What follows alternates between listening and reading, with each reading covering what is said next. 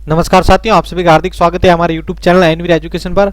और मैं संपत लीलर आपके सामने जो है राजस्थान पटवारी भर्ती परीक्षा 2021 के अंडर जो है इंडिया जीके का जो है सिलेबस आपको क्लियर करवा रहा हूं साथियों। और इसी इंडिया हिस्ट्री के साथ हम जो आज के इस चैप्टर के अंदर जो है प्लासी और बक्सर के युद्ध के बारे में डिस्कस करेंगे साथियों। इसके अंदर जितने भी इंपॉर्टेंट फैक्ट और जो भी पॉइंट बनते हैं जो कि क्वेश्चन के रूप में आपको एग्जाम में पूछे जाते हैं वो आज हम इस वीडियो में डिस्कस करेंगे साथियों। लेकिन वीडियो को शुरू करूँ उससे पहले निवेदन है कि अगर आप इस चैनल पर नए हैं तो चैनल को सब्सक्राइब कर देना और साइड में दिए गए बेल आइकन को क्लिक करके जो है नोटिफिकेशन ऑन कर लेना, ताकि जैसे ही कोई मैं नई वीडियो अपलोड करूं सिलेबस से या कोई भी जो है एजुकेशन रिलेटेड तो उसकी नोटिफिकेशन सबसे पहले आपके पास पहुंचे। ठीक है, अब आप जो है फेसबुक और इंस्टाग्राम के ऊपर भी हमें जरूर फॉलो कीजिए साथियों, क्योंकि जो भी लेटेस्ट न्यूज होती है वो मैं फेसबुक और इंस्टाग्राम के ऊपर अपलोड करता हूं और उनसे आप जरूर रूबरू रहे साथियों। आप जो है मेरे टेलीग्राम चैनल को जरूर ज्वाइन करें इस एनवीर एजुकेशन के, ताकि आप वहां पर जो है इन सभी की पीडीएफ आपको जो है बिल्कुल फ्री में प्रोवाइड की जाती है साथियों। अगर आप टेलीग्राम यूज नहीं करते हैं तो आप जो है हमारे व्हाट्सएप ग्रुप 8306101800 पर जो है अपना नाम और अपना सिटी लिखकर जो है सेंड कर दीजिए साथियों, ताकि आप हमारे ग्रुप के अंदर जो है ऐड हो सके। ठीक है साथियों, तो शुरू करते हैं आज की इस चैप्टर को। तो देखिए प्लासी का युद्ध, देखिए प्लासी का युद्ध जो है 23 जून 1757 के अंदर हुआ था। ठीक है, अली वर्दी खां की मृत्यु के पश्चात उसका दोहित्र सिराजुद्दौला 9 अप्रैल 1756 को जो है बंगाल का नवाब बना था। यानी अली वर्दी खां की जो मृत्यु हो गई थी तो उसके बाद जो है उसका जो दोहित्री, ठीक है, सिराजुद्दौला जो है वो 9 अप्रैल 1756 को जो है बंगाल का नवाब बना था। दूसरा पॉइंट बनता है उसकी नवाबी को जो है पूर्णिया के नवाब, ठीक है, उसकी नवाबी को जो है पूर्णिया के नवाब शौकत जंग, ठीक है, शौकत जंग और उसकी जो मौसी थी घसीटी बेगम ने जो है उसको स्वीकार नहीं किया था। सिराजुद्दौला ने अंग्रेजों की गतिविधियों को नियंत्रित करने के लिए कासिम बाजार में जो है स्थित अंग्रेज फैक्ट्री पर जो है अधिकार कर लिया तथा 20 जून 1757 को जो है आपके 1756 को जो है फोर्ट विलियम पर जो है उन्होंने अधिकार कर लिया था साथियों। 20 जून 1756 को जो है फोर्ट विलियम पर अधिकार करने के पश्चात सिराजुद्दौला ने जो है 146 अंग्रेज कैदियों को 8 फीट लंबे और 14 फीट 10 इंच चौड़े कमरे के अंदर जो है इनको बंद कर दिया था। ठीक है, उन अंग्रेज कैदियों को, जिसके कारण केवल 23 लोग ही जीवित बचे, जिसमें हॉलवेल नामक अंग्रेज अधिकारी भी था। हॉलवेल नामक अंग्रेज अधिकारी भी था, ठीक है, उनको जो है 8 फीट लंबे और 14 फीट 10 इंच चौड़े जो कमरे के अंदर जो उनको बंद कर दिया था, जिसमें 23 लोग ही सिर्फ जीवित थे और उसके अंदर एक अंग्रेज अधिकारी भी था जिसका नाम था हॉलवेल। अंग्रेज इतिहासकारों ने इसे कालकोठरी की त्रासदी यानी ब्लैक हॉल ट्रेजेडी की जो है संज्ञा दी थी। ठीक है, ब्लैक हॉल ट्रेजेडी यानी कालकोठरी की त्रासदी के नाम से भी इसको जाना है। देखिए अंग्रेजों ने colonel Robert Clive and admiral आपके वॉटसन के नेतृत्व में जो है मानिकचंद को घूस देकर कलकत्ता पर पुनः अधिकार कर लिया था। देखिए अंग्रेजों और सिराजुद्दौला के बीच जो है 9 फरवरी 1757 को अलीनगर की संधि हुई थी। किसकी? अलीनगर की संधि हुई थी। कब हुई थी? 9 फरवरी 1757 ईस्वी को।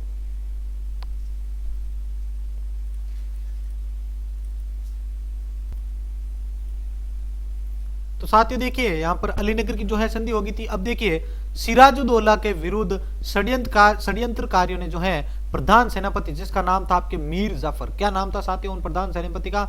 मीर जाफर, जो है कलकत्ता के नवाब की ओर से नियुक्त अधिकारी मानिकचंद, ठीक है, आपके जो है कलकत्ता के जो नवाब थे उनके द्वारा जो है एक नियुक्त किया गया था अधिकारी, जिसका नाम था मानिकचंद, और एक अमीर व्यापारी अमीचंद, ठीक है, अमीचंद था उसका नाम अमीर व्यापारी का। बंगाल का प्रमुख साहूकार जगत सेठ और एक प्रमुख सेना अधिकारी खादिम खां जो है आदि इसके अंदर जो है शामिल थे साथियों। कौन कौन थे आपके? मीर जाफर, मानिकचंद, अमीचंद, जगत सेठ और खादिम खां, ये लोग जो थे इसके अंदर शामिल थे। ठीक है, अब देखिए 23 जून 1757 को मुर्शिदाबाद, 23 जून 1757 को मुर्शिदाबाद के दक्षिण में 22 मील तर, ठीक है, 22 मील दूर जो है प्लासी नामक स्थान पर रॉबर्ट क्लाइव और एडमिरल वॉटसन के जो है नेतृत्व वाली अंग्रेजी सेना तथा सिराजुद्दौला के बीच जो है प्लासी का युद्ध हुआ था। कहां किसका युद्ध हुआ था साथियों? प्लासी का युद्ध हुआ। जो हम आज टॉपिक डिस्कस कर रहे हैं प्लासी और बक्सर के युद्ध के बारे में। तो देखिए 23 जून 1757 को मुर्शिदाबाद के दक्षिण में जो है 22 मील दूर जो है प्लासी नामक स्थान पर रॉबर्ट क्लाइव और एडमिरल वॉटसन के नेतृत्व वाली जो है अंग्रेजी सेना सिराजुद्दौला के बीच जो है प्लासी का युद्ध हुआ था। देखिए मीर जाफर एवं राय दुर्लभ नवाब की सेना का नेतृत्व कर रहे थे। मीर जाफर और राय दुर्लभ नवाब जो है सेना का नेतृत्व कर रहे थे।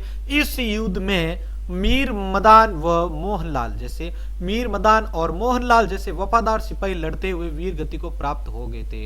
ये ऐसे जो सिपाही थे, वफादार सिपाही जो थे, वो लड़ते हुए वीर गति को प्राप्त हो गए थे। ठीक है, देखिए सिराजुद्दौला को भी पकड़कर मीर जाफर के पुत्र मीर जाफर के पुत्र का क्या नाम था साथियों? मीरन। ठीक है, मीरन ने जो है मोहम्मद बेग के हाथों का कत्ल करवा दिया। मोहम्मद बेग था, ठीक है, उसके हाथों जो है कत्ल उनका जो है करवा दिया था। अंग्रेजों ने मीर जाफर को बंगाल का जो है नवाब घोषित किया था। मीर जाफर को बंगाल का जो है नवाब घोषित किया किसने? अंग्रेजों ने मीर जाफर को। कंपनी को बंगाल, बिहार और उड़ीसा के कर मुक्त व्यापार का जो है निर्विवाद जो है आपके अधिकार मिल गया। उसे कलकत्ता के पास जो है 24 परगना की जिम्मेदारी जो है जमींदारी भी मिली थी। 24 परगना की जमींदारी भी उस टाइम उनको मिली थी। देखिए साथियों, मीर जाफर भारतीय इतिहास में देशद्रोही के नाम से भी प्रसिद्ध है। ठीक है, मीर जाफर जो है इसको जो है देशद्रोही के नाम से भी जाना गया था उस टाइम। ये तो हुआ प्लासी का युद्ध। अब देखिए बक्सर का युद्ध 22 अक्टूबर 1764 ईस्वी की बात है। ठीक है, 22 अक्टूबर 1764 की घटना है ये। तो देखिए 27 सितंबर 1760 को अंग्रेजों ने मीर जाफर के स्थान पर उसके दामाद जिसका नाम था मीर कासिम को जो है बंगाल का नवाब बना दिया। ठीक है, 27 सितंबर 1760 को अंग्रेजों ने मीर जाफर के स्थान पर उसके दामाद जो थे मीर कासिम उनको जो है बंगाल का नवाब बनाया। फिर देखिए मीर जाफर को हटाकर मीर कासिम को 1760 ईस्वी में नवाब बनाया गया। ठीक है, नवाब बनाया जाना बंगाल की द्वितीय क्रांति है।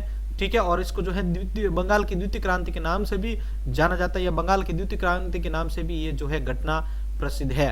देखिए मीर कासिम ने कंपनी को बर्दवान, मिदनापुर और चटगांव जिलों की जमींदारी सौंपी तथा अंग्रेज अधिकारियों को 29 लाख रुपए के उपहार दिए गए। ठीक है, मीर कासिम ने जो है कंपनी को बर्दवान, मिदनापुर और चटगांव जिलों की जो है जमींदारी सौंपी थी और अंग्रेज अधिकारियों को जो है 29 लाख जो है रुपए के उपहार भी दिए गए थे।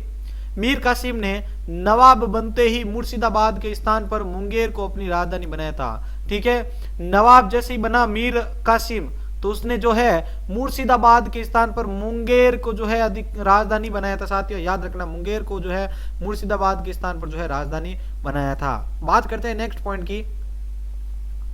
अंग्रेजों ने मीर कासिम को हटाकर मीर जाफर को पुनः नवाब बना दिया। मीर कासिम भागकर जो है अवध पहुंच गया। कहां पर? अवध पहुंच गया, जहां अवध के नवाब का क्या नाम था? सज्जाउद्दौला तथा मुगल सम्राट शाह आलम द्वितीय ने मिलकर अंग्रेजों के विरुद्ध जो है युद्ध की योजना बनाई थी। इन दोनों ने मिलकर जो है अंग्रेजों के विरुद्ध जो है युद्ध की नीति बनाई थी, योजना बनाई थी। 22 अक्टूबर 1764 को मेजर मुनरो के नेतृत्व वाली अंग्रेजी सेना तथा मीर कासिम, सज्जाउद्दौला व शाह आलम द्वितीय की संयुक्त सेना के बीच जो है बक्सर का युद्ध हुआ था। किस किस के बीच में?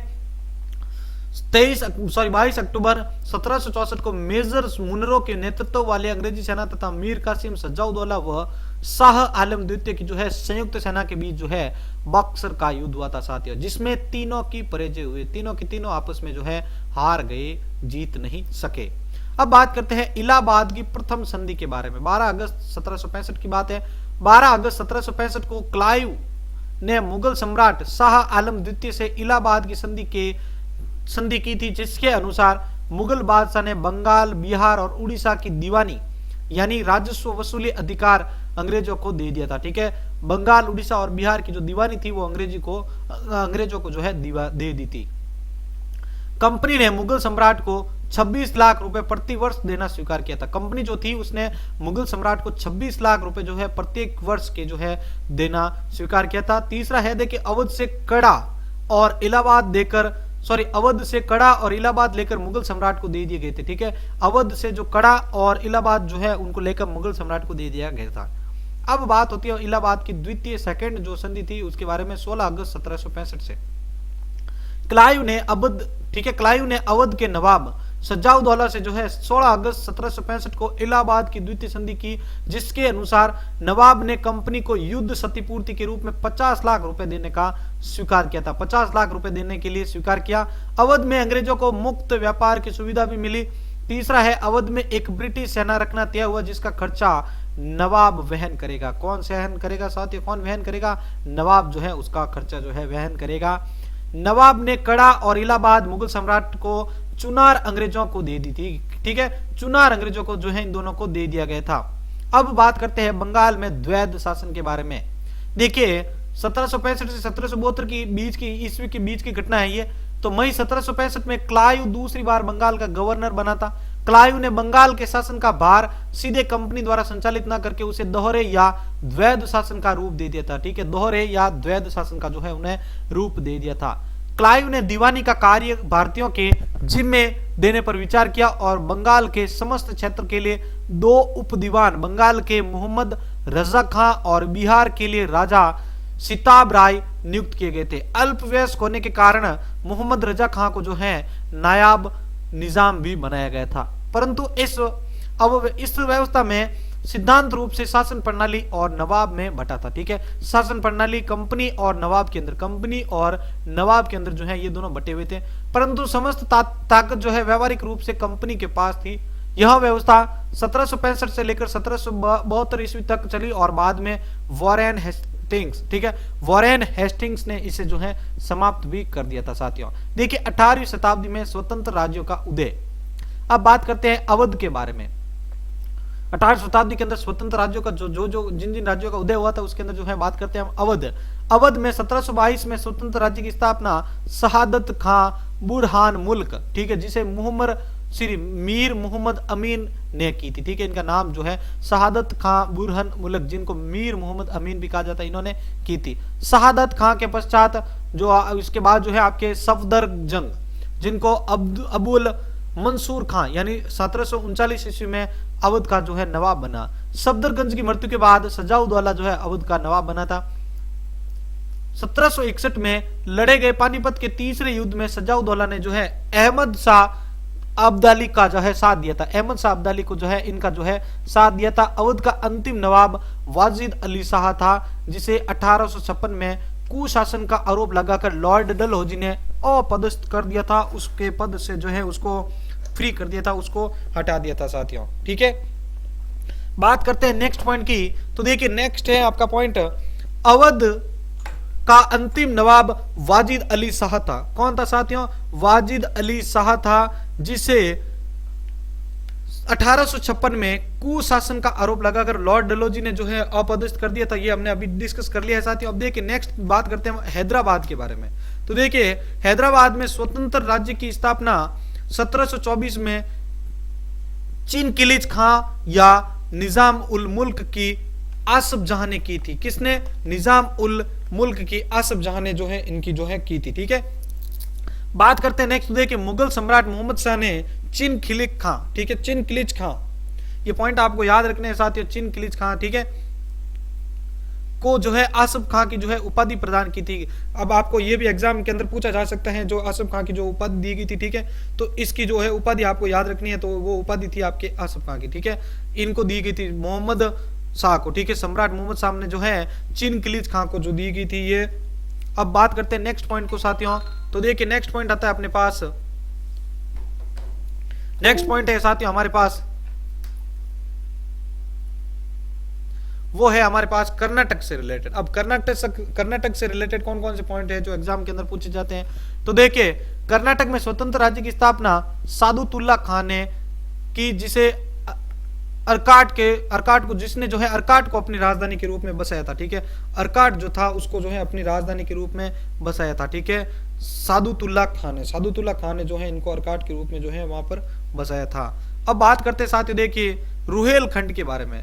तो रुहेलखंड में स्वतंत्र राज्य की स्थापना जो है वीर दाऊद, क्या नाम है साथियों याद रखना आपको, वीर दाऊद और अली मोहम्मद खान ने की थी। वीर दाऊद और अली मोहम्मद खान ने जो है यहां की थी। इनके बारे में देखिए नेक्स्ट बंगस पठान से रिलेटेड कौन सा पॉइंट आता है वो हम डिस्कस कर लेते हैं साथियों। तो बंगस पठान में देखिए फर्रुखाबाद ने, ठीक है, फर्रुखाबाद में बंगस पठानों को मोहम्मद खां बंगस के नेतृत्व में एक स्वतंत्र राज्य की स्थापना की थी। इन्होंने जो है एक स्वतंत्र राज्य की स्थापना की थी।